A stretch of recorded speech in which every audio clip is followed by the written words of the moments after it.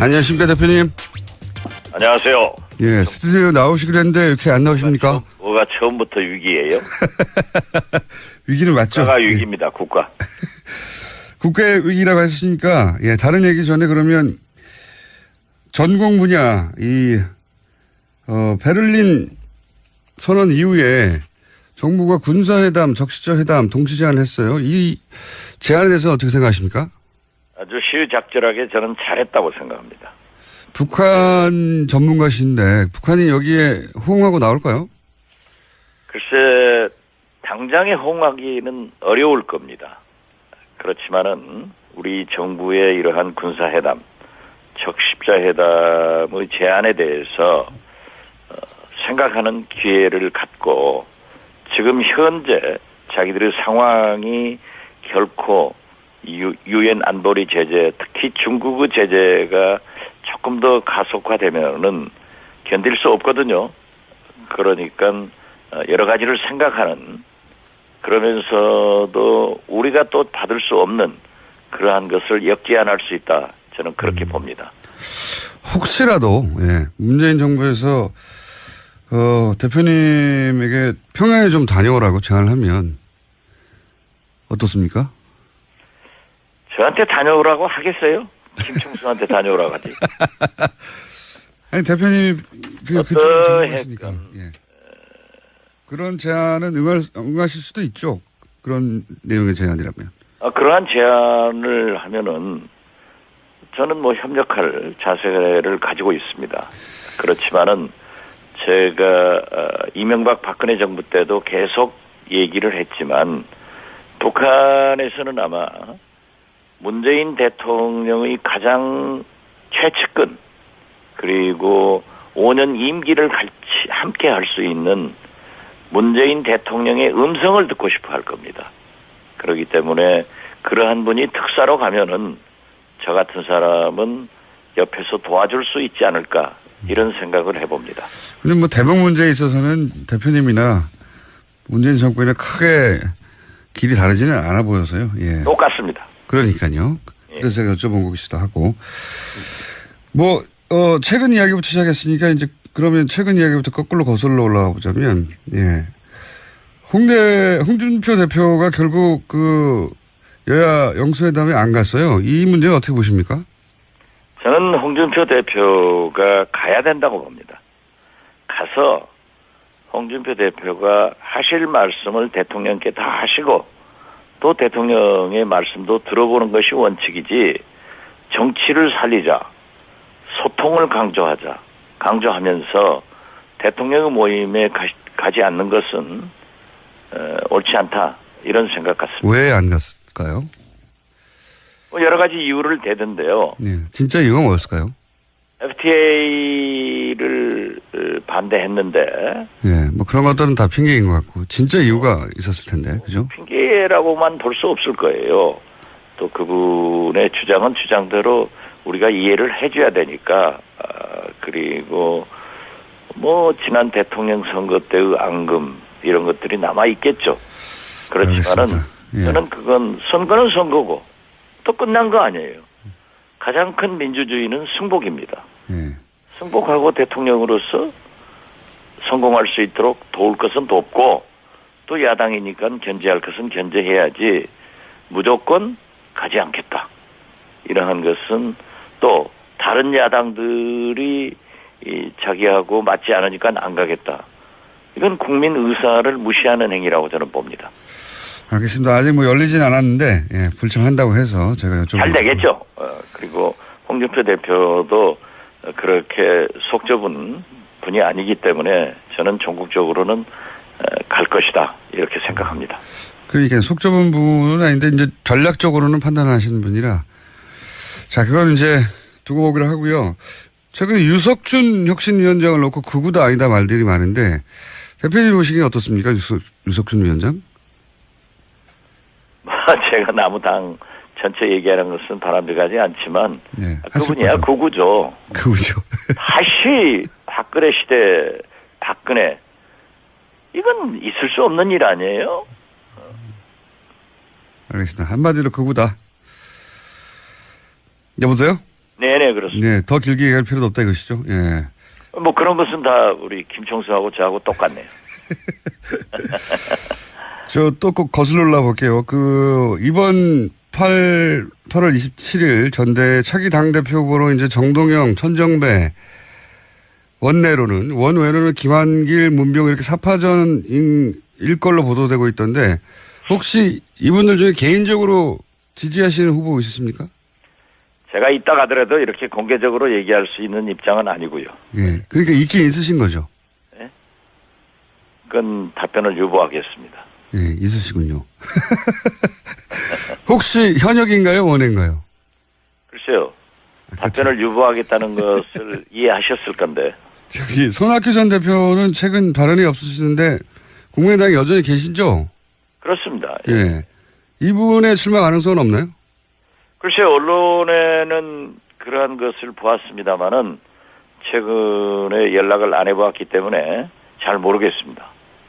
안철수 전 대표와도 최근에 연락을 안 하셨다고 제가 본 것 같은데 마지막으로 연락하신 게 언제쯤 되십니까? 안철수 대표께서 이준서 전 최고위원 구속 후 입장 표명을 할 때 오전에 연락했습니다. 오전에요. 그 입장 발표는 어떻게 평가하십니까? 안철수 전 대표의. 저는 시의적절했다고 이미 평가를 했고 사실 그 문제에 대해서 또 얘기하는 것은 바람직하지 않지만 아무튼 후보로서 그러한 도덕적 정치적 책임을 말씀한 것은 잘했다 이렇게 생각합니다. 네, 뭐 그렇게 말씀하시는 건 이해가 가는데 이제 내용이 그러니까 시기가 너무 늦었던 것 치고는 내용이 그렇게 늦게 발표할 이유가 있었나 싶을 정도로 평이해서 그게 이제 안철수 대표가 또 주위에서 생각했던 내용들이에요. 사실 이유미 씨하고는 특별한 관계는 없어요. 그런데 카이스트 대학원 제자다. 또 캠프에서 자원봉사자 및 상황실에서 일했다. 이러면 일반적 국민 상식은 잘 알 것이다. 측근 아니냐, 제자이기 때문에. 그런데 그런 관계는 아닌 것 같고요. 이준서 전 최고위원은 저에게도 비상대책위원 최고위원으로 추천한 분이고 비교적 가까운 분이에요. 그렇기 때문에 안철수 전 대표로서는 말씀하기가 참 곤란한 거예요. 사실은 모르고.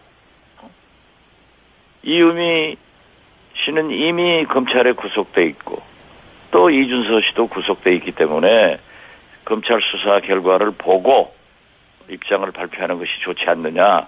또 잘못하면은 검찰에 뭐 수사 가이드라인을 주느니 그 결과도 모르면서 얘기하느니 말꼬리 잡잖아요.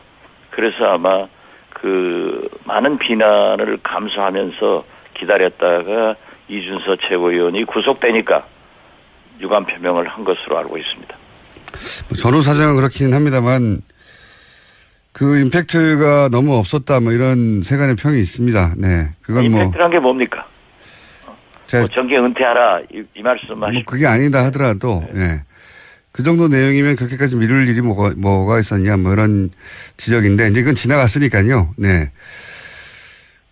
어쨌든 제보 조작권을 꺼내셨으니까 몇 가지만. 아니 뭐 내가 꺼냈어요? 김종수가 꺼내놓고 말이지.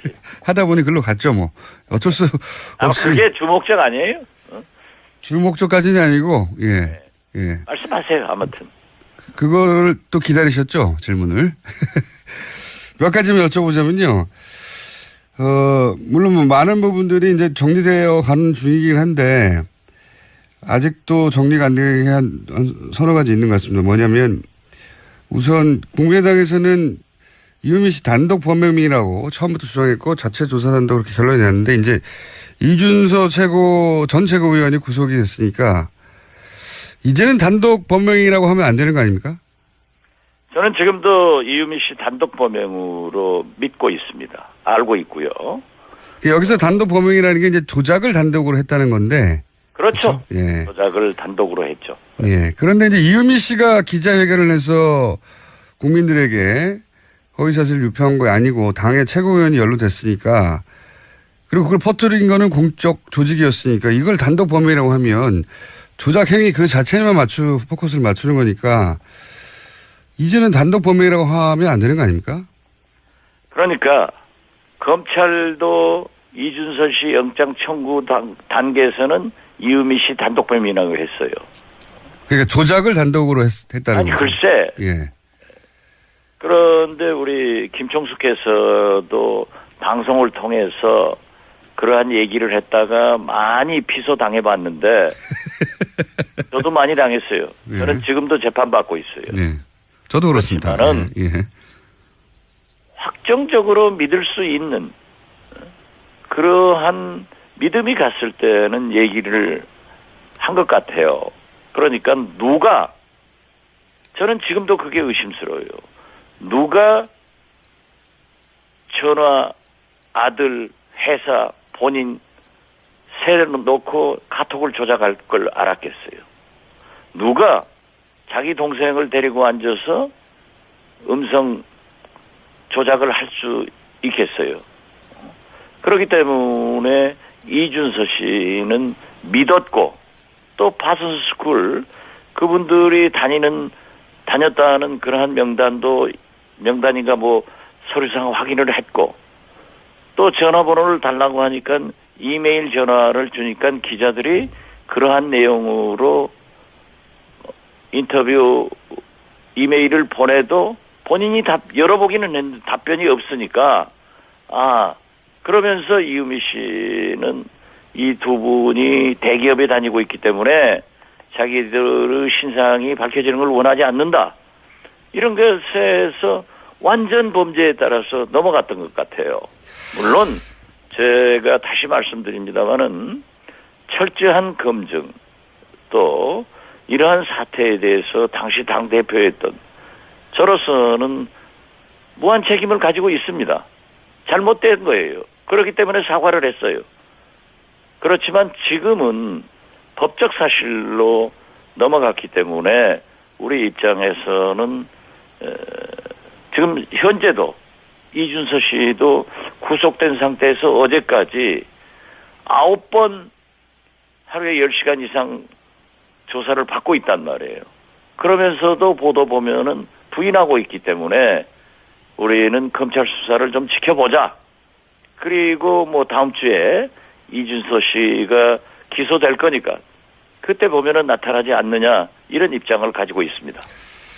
뭐 입장은 잘 알겠습니다. 이제 근데 이유미 씨가 혼자 기자회견을 만약에 했다면 이 뭐 공신력도 없고 파급력도 없을 텐데 이제 유력 대선 후보를 낸 공당이 사실이라고 하니까 모든 매체가 바다를 쓴 거고 그리고 이제 최고위원까지 구속이 됐으니까 이거를 이제 조작이라는 사실 자체 그걸 제작한 사람에만 포커스를 맞춰서 단독 범행이라고 하면 안 될 것 같다고 제가 여쭤보는 건데 이제 알겠습니다. 똑같은 답변이 나올 것 같아서 그럼 다음으로 넘어가겠는데 예.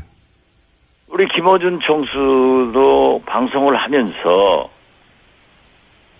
그러한 것이 검증을 해서 믿을 수 있다라고 했으니까 방송했지만은 비소당해가지고 얼마나 고생을 했어요.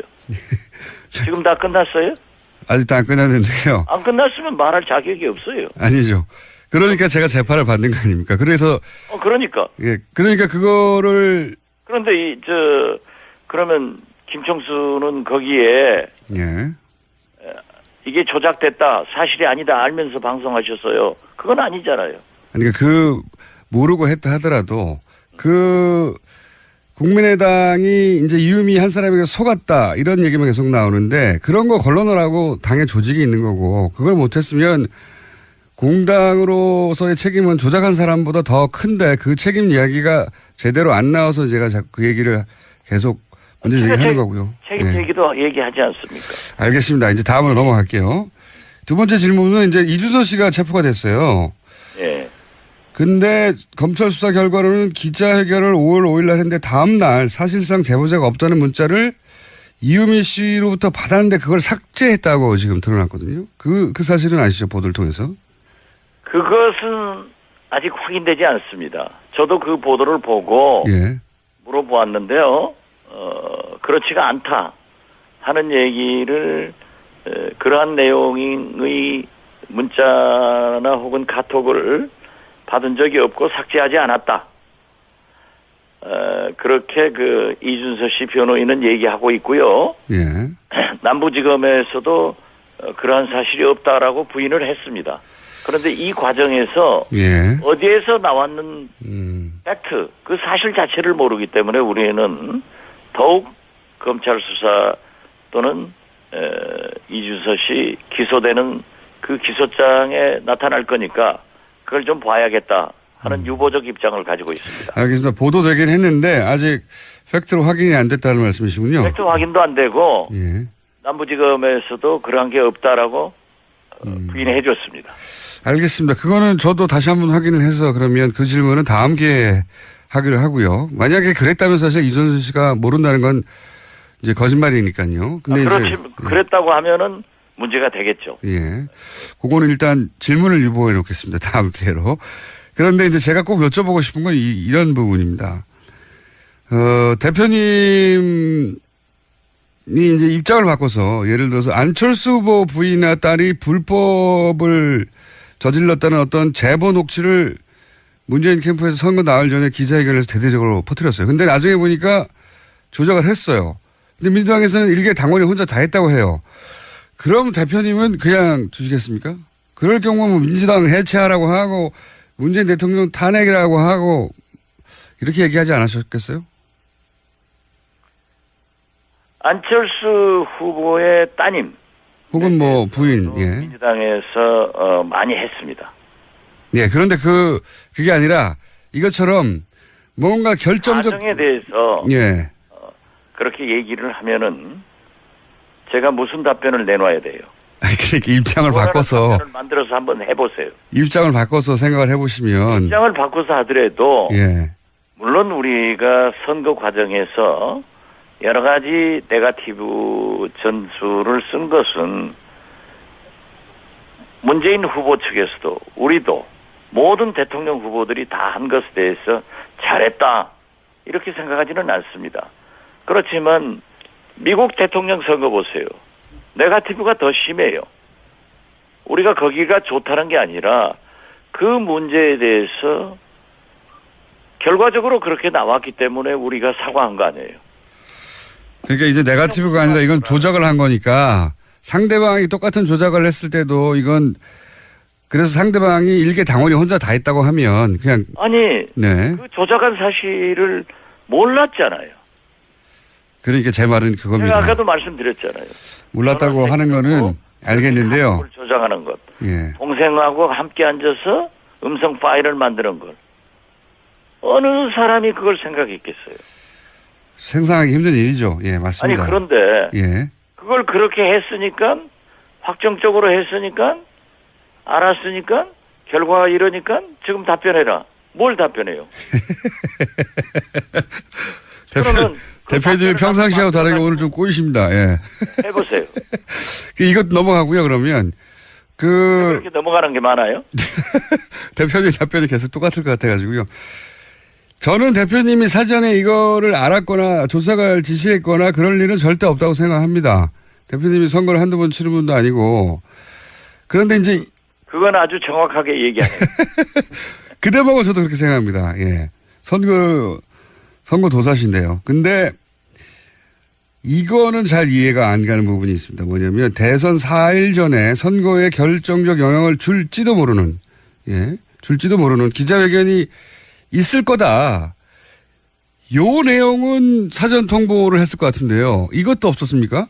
받지 않았어요. 그러한 것들을 받았다고 하면은 이준서 씨가 지금 구속 중이에요. 이유미 씨도 구속 중이에요. 그리고 김인원, 김성호 이 두 부단장도 지금 조사를 받고 있다고요.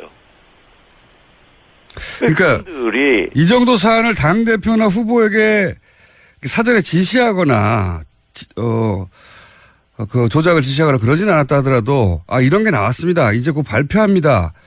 이런 보고도 안 하고 발표한다는 게 이건 말이 안 되는 것 같은데요, 대표님. 거듭 말씀드리지만은 네. 국가기관이나 회사 조직이 아니에요, 정당은. 그렇기 때문에 네. 그러한 모든 것이 당대표에게 또는 후보에게 보고되지 않는다 하는 것을 국민들은 상식적으로 믿지를 않고 있다고요. 이게 모든 사안이 보고되진 않죠. 글쎄, 예. 제 말씀 들어보세요. 예. 이것이 굉장히 중요한 사항인데 네네. 보고되지 않았겠느냐? 보고했을 거다. 이게 국민적 상식이고 그렇죠. 실제는 없었단 말이에요. 알겠습니다. 그러니까 이러한 것은 검찰이 밝힐 몫이다. 알겠습니다. 그래서 검찰이 지금 현재 몇 날 며칠 조사하고 있는 거 아니에요. 알겠고요. 예. 만약에 제가 알았다고 하면은 이실직고하는 게 낫지. 지금은 거짓말하는 게 제일 나빠요. 알겠습니다. 또 그리고 거듭 제가 뭐 조크로 얘기합니다마는 스티브 잡스가 핸드폰 만들어 놔서 모든 것은 거기에 기록돼 있어요. 그러한 것이 과학적으로 또 없는데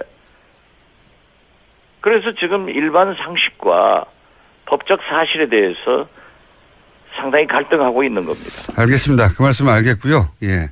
한 가지 더 여쭤보자면 이유미 씨가 조작은 혼자 했을지언정 그 활용된 정보는 혼자 구할 수가 없는 부분이 있거든요. 시민사회수석 딸이 문준용 씨 또래라거나 뭐 은행 꿀보직에 있다든가 이런 정보는 어디서 나왔을까요?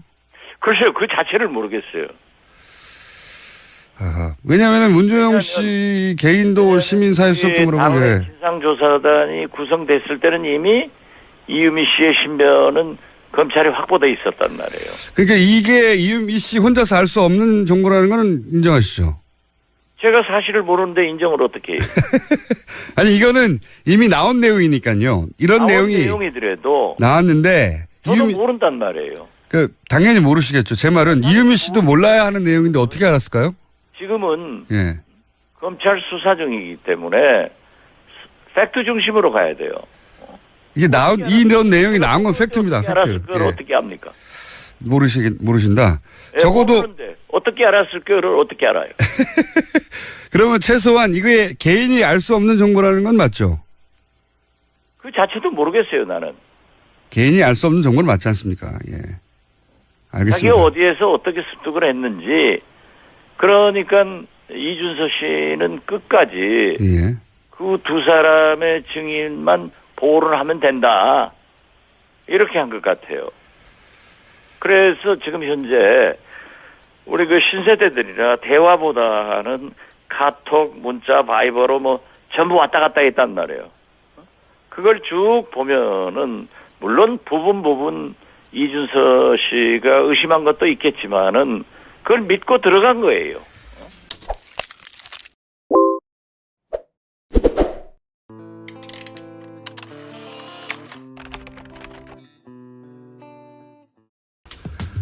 안녕하십니까 대표님.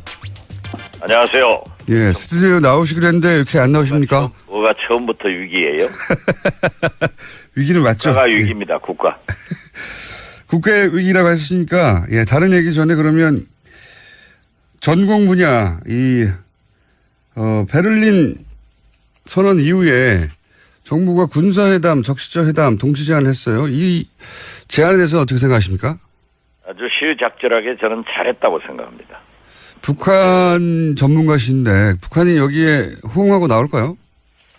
글쎄 당장에 호응하기는 어려울 겁니다.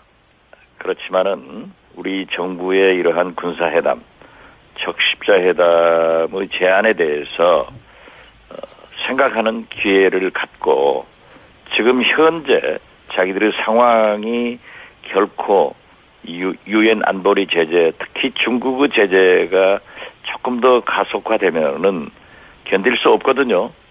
그러니까 여러 가지를 생각하는 그러면서도 우리가 또 받을 수 없는 그러한 것을 역제안할 수 있다. 저는 그렇게 봅니다. 혹시라도 이건 국민 의사를 무시하는 행위라고 저는 봅니다. 알겠습니다. 아직 뭐 열리진 않았는데, 예, 불청한다고 해서 제가 여쭤보고. 잘 되겠죠. 그리고 홍준표 대표도 그렇게 속 좁은 분이 아니기 때문에 저는 전국적으로는 갈 것이다. 이렇게 생각합니다. 그러니까 속 좁은 분은 아닌데, 이제 전략적으로는 판단하시는 분이라. 자, 그건 이제 두고 보기로 하고요. 최근에 유석준 혁신위원장을 놓고 극우다 아니다 말들이 많은데, 대표님 보시기엔 어떻습니까? 유석준 위원장? 제가 나무당 전체 얘기하는 것은 바람직하지 않지만 네, 그분이야 극우죠. 극우죠. 다시 박근혜 시대 박근혜 이건 있을 수 없는 일 아니에요? 알겠습니다. 한마디로 극우다. 여보세요? 네네 그렇습니다. 네, 더 길게 얘기할 필요도 없다 이것이죠. 예. 뭐 그런 것은 다 우리 김총수하고 저하고 똑같네요. 저 또 꼭 거슬러 올라 볼게요. 이번 8월 27일 전대 차기 당대표 후보로 이제 정동영, 천정배, 원외로는 김한길, 문병 이렇게 4파전일 걸로 보도되고 있던데 혹시 이분들 중에 개인적으로 지지하시는 후보 있으십니까? 제가 이따가 네, 문재인 정부에서 대표님에게 평양에 좀 다녀오라고 제안을 하면 어떻습니까? 저한테 다녀오라고 하겠어요? 김총수한테 다녀오라고 하지. 아니 대표님이 그쪽을 전문가시니까 예. 그런 제안은 응하실 수도 있죠. 그런 내용의 제안이라면. 그러한 제안을 하면은 저는 뭐 협력할 자세를 가지고 있습니다. 그렇지만은 제가 이명박 박근혜 정부 때도 계속 얘기를 했지만 북한에서는 아마 문재인 대통령의 가장 최측근 그리고 5년 임기를 같이 함께 할 수 있는 문재인 대통령의 음성을 듣고 싶어 할 겁니다. 그렇기 때문에 그러한 분이 특사로 가면은 저 같은 사람은 옆에서 도와줄 수 있지 않을까 이런 생각을 해봅니다. 근데 뭐 대북 문제에 있어서는 대표님이나 문재인 정권이나 크게 길이 다르지는 않아 보여서요. 예. 똑같습니다. 그러니까요. 그래서 제가 여쭤본 것이기도 하고. 최근 이야기부터 시작했으니까 이제 그러면 최근 이야기부터 거꾸로 거슬러 올라가 보자면, 예. 홍준표 대표가 결국 그래도 이렇게 공개적으로 얘기할 수 있는 입장은 아니고요. 예. 그러니까 있긴 있으신 거죠. 네? 그건 답변을 유보하겠습니다. 예, 있으시군요. 혹시 현역인가요, 원외인가요? 글쎄요. 답변을 유보하겠다는 것을 이해하셨을 건데. 손학규 전 대표는 최근 발언이 없으시는데 국민의당에 여전히 계시죠? 그렇습니다. 예. 이분의 출마 가능성은 없나요? 글쎄요. 언론에는 그러한 것을 보았습니다마는 최근에 연락을 안 해보았기 때문에 잘 모르겠습니다. 안철수 전 대표와도 최근 연락을 안 하셨다고 제가 본 것 같은데 마지막으로 연락하신 게 언제쯤 되십니까? 안철수 대표께서 이준서 전 최고위원 구속 후 입장 표명을 할 때 오전에 연락했습니다. 오전에요. 그 입장 발표는 어떻게 평가하십니까? 안철수 전 대표의. 저는 시의적절했다고 이미 평가를 했고 사실 그 문제에 대해서 또 얘기하는 것은 바람직하지 않지만 아무튼 후보로서 그러한 도덕적 정치적 책임 영수회담에 안 갔어요. 이 문제는 어떻게 보십니까? 저는 홍준표 대표가 가야 된다고 봅니다. 가서 홍준표 대표가 하실 말씀을 대통령께 다 하시고 또 대통령의 말씀도 들어보는 것이 원칙이지 정치를 살리자, 소통을 강조하면서 대통령의 모임에 가지 않는 것은 옳지 않다 이런 생각 같습니다. 왜 안 갔을까요? 여러 가지 이유를 대던데요. 네, 진짜 이유가 뭐였을까요? FTA를 반대했는데. 예, 뭐 그런 것들은 다 핑계인 것 같고 진짜 이유가 있었을 텐데, 그죠? 핑계라고만 볼 수 없을 거예요. 또 그분의 주장은 주장대로 우리가 이해를 해줘야 되니까 그리고 뭐 지난 대통령 선거 때의 앙금 이런 것들이 남아 있겠죠. 그렇지만은 예. 저는 그건 선거는 선거고 또 끝난 거 아니에요. 가장 큰 민주주의는 승복입니다. 예. 승복하고 대통령으로서 성공할 수 있도록 도울 것은 돕고 또 야당이니까 견제할 것은 견제해야지 무조건 가지 않겠다. 이러한 것은 또 다른 야당들이 자기하고 맞지 않으니까 안 가겠다.